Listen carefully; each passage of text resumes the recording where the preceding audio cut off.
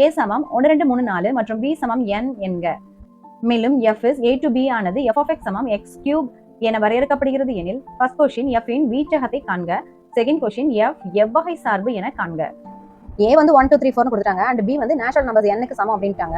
அடுத்து f வந்து A ல இருந்து B க்கு போகக்கூடிய ஒரு சார்பா எடுத்துட்டாங்க. தட் f of x சமம் x cube அப்படிங்கறாங்க. ஓகே, அப்ப அவங்க என்ன கேக்குறாங்கன்னா f இன் வீச்சகம் என்ன இருக்கும், அடுத்து f வந்து எவ்வகை சார்பு அப்படிங்கறத क्वेश्चन ரைட். நீங்க அம்புக்குறி படம் மூலமா இங்க பாருங்க A அப்படிங்கறது என்ன எடுத்தீங்க 1 2 3 4 அவ்வளவுதான் முடிஞ்சிருச்சு போட்டாச்சு. நெக்ஸ்ட் Bங்கிறது பட் இட் இஸ் எண்ட்லெஸ், இது போயிட்டே தான் இருக்கும். அப்ப 1 2 3 4 அப்படின்னு, ஏன்னா இது வந்து n nங்கிறது நேச்சுரல் நம்பர்ஸ். நேச்சுரல் நம்பர்ஸ் என்ன தெரியும் நமக்கு, இயல் எண்கள் போது 1 2 3 அப்படின்னு போயிட்டே இருக்கு ரைட். சோ இடையில விட்டு விட்டு போட்டுருக்கேன், தட் மீன்ஸ் இது போயிட்டே இருக்கு. ஏன்னா இங்க சொல்யூஷன் அப்படி வரும், அதனால நான் இதை அப்படி போட்டிருக்கேன் ரைட். இப்போ f of 1 அப்படிங்கிறது ஃபர்ஸ்ட் எடுத்து போடுங்க, A ல இருந்து 1 எடுத்து போடுறீங்க. சோ 1ங்கிறது இங்க போடுங்க, போட்டா என்ன ஆகும் 1 கியூப் அப்படின்னு B ல கிடைக்கும், அப்படிதானே? ஆமா, அப்ப 1 கியூப் போட்டீங்கன்னா 1 பெருக்கல் 1 பெருக்கல் 1 என்ன கிடைக்கும் 1. இது n ல தான் இருக்கு. சோ தட் இஸ் பாருங்க, இங்க இருக்கா. சோ அப்ப நமக்கு என்ன தெரியுது, தட் இஸ் நான் 1 ன்னு எடுத்து போடும்போது எனக்கு என்ன கிடைச்சிருக்கு, சோ 1 ன்னு கிடைக்குது ரைட். அடுத்து என்னது, சோ 2 எடுக்கிறேன். சோ 2 எடுத்து போடுங்க, எனக்கு கிடைக்குது 2 கியூப். அப்ப 2 கியூப்னா 2 பெருக்கல் 2 பெருக்கல் 2 தட் இஸ் 8 ன்னு கிடைக்குது.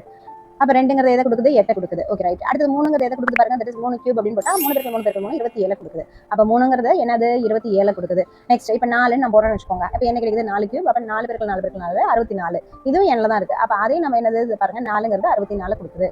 சோ நமக்கு தெரியும் இந்த A அப்படிங்கிறது என்னன்னு தெரியும், தட் இஸ் மதிப்பகம், இங்கிலீஷ்ல டொமைன் சொல்லுவாங்க. நெக்ஸ்ட் இந்த B அப்படிங்கிறது என்னது துணை மதிப்பகம், தட் இஸ் கோட் டொமைன் தெரியும். Okay right.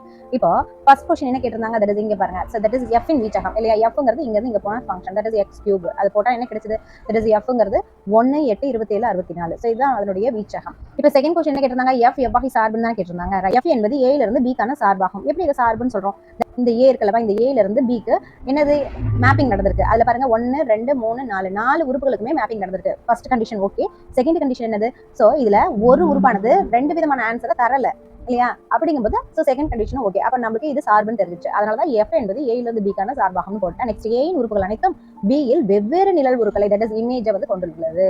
தட் இஸ் இப்ப 7 இருக்கக்கூடிய 1 தந்துச்சு, 2 8 தான் தந்துச்சு, அடுத்து 3ங்கிறது 27 தந்துச்சு, 4ங்கிறது 64 தந்துச்சு. எனவே A இன் உறுப்புகள் அனைத்தும் B இல் வெவ்வேறு நிழல் உருக்களை கொண்டுள்ளது. எனவே இது ஒன்றுக்கு ஒன்றான சார்பு ஆகும். ஓகே, அது மட்டும் இல்ல, இது பாருங்க x கியூப்ன்றதுனால இதை நம்ம வந்து கனச்சார்புன்னு சொல்லலாம்.